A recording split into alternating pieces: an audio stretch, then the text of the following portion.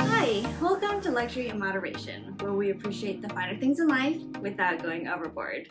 And welcome to hot and sunny Singapore.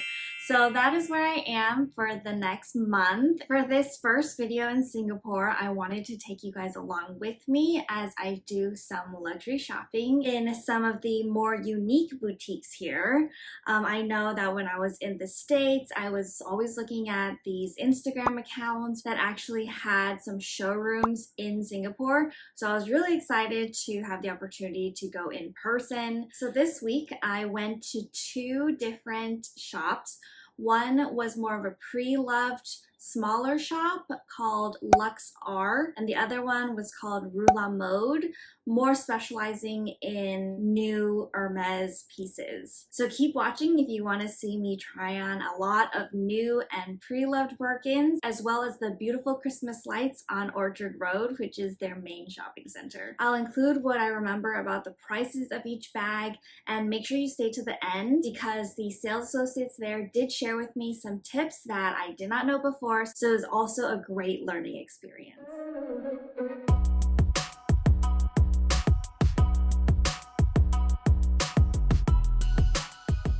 So here's the Lux.R showroom where they have a lot of Hermes and Chanel pre-loved bags. They actually had two new Birkins. You can see here the Birkin 30 in a tube in the low 20,000 Sing dollars. Gold above it was 27,500 Sing. So now you can see the wall that they have of all the pre-loved bags that they are consigning. They only had two colors in the Birkin 25 size, which is the one I was interested in. This red one was rated in A condition and 26,000 Sing dollars. Then they also had this beautiful white Kelly rated in AB condition. And then I finally tried on this cute Chanel mini priced at 5,600 Sing dollars.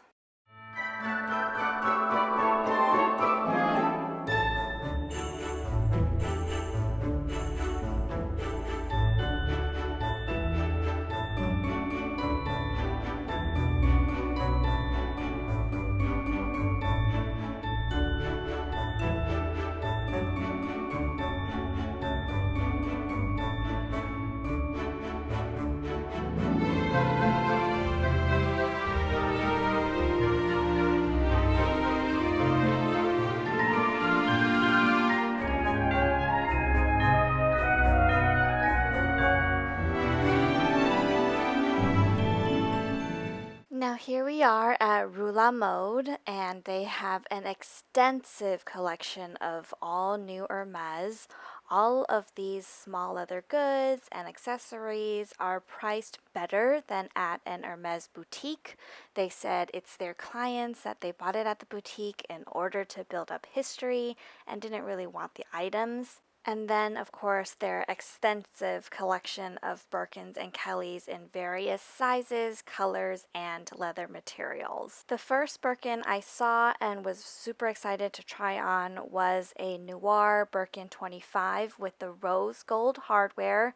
I know it's kind of difficult to tell in these photos because of the lighting, but it did look very different, and surprisingly, I didn't love it as much as I thought I would. So then this dark navy blue one caught my eye. They had the 25 in both the palladium hardware and the gold hardware one. Let me know which hardware you guys like more because I think both look good and I can't decide. I tried on some brighter colored Birkins and I decided I don't want a bright color.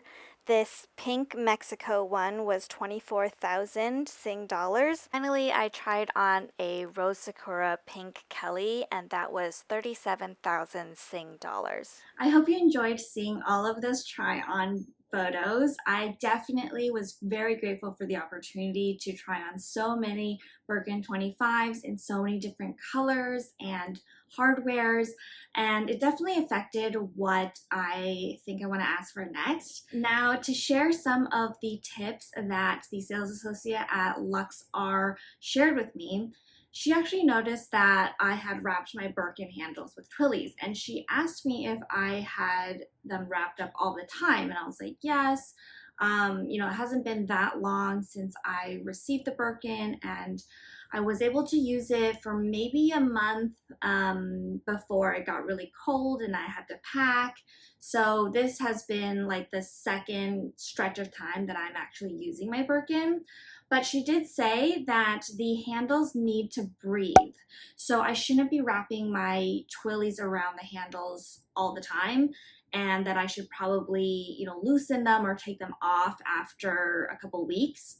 Otherwise, you know, the oxidation and all the exposure to just naturally carrying it around, like in the sun and whatever, the rest of the Birkin might change color much more drastically than the handles. So I'm actually going to do that right now with you guys. Honestly, my handles aren't wrapped that well. I still need to get better at wrapping Twillies in general, and maybe experiment a little bit more, but I've just been doing the simple twist and knot at the end, and I've gotten them pretty tight now. So here you can see is the first Twilly. It's all crumpled now because it's been tied on the Birkin for, I don't know, a few months now. And then here's the back one. I tied it tighter, so that's why the ends are shorter. I do find that if they're looser and just with the movement of carrying them around, they can easily undo themselves because it's not a proper knot at the end. It's just stuffing the ends inside a twist. And here you can see the second one also kind of crumpled up. Let me know if you want to see more content on the Twillies. I have noticed that some of the ends have frayed already, which I was quite surprised about.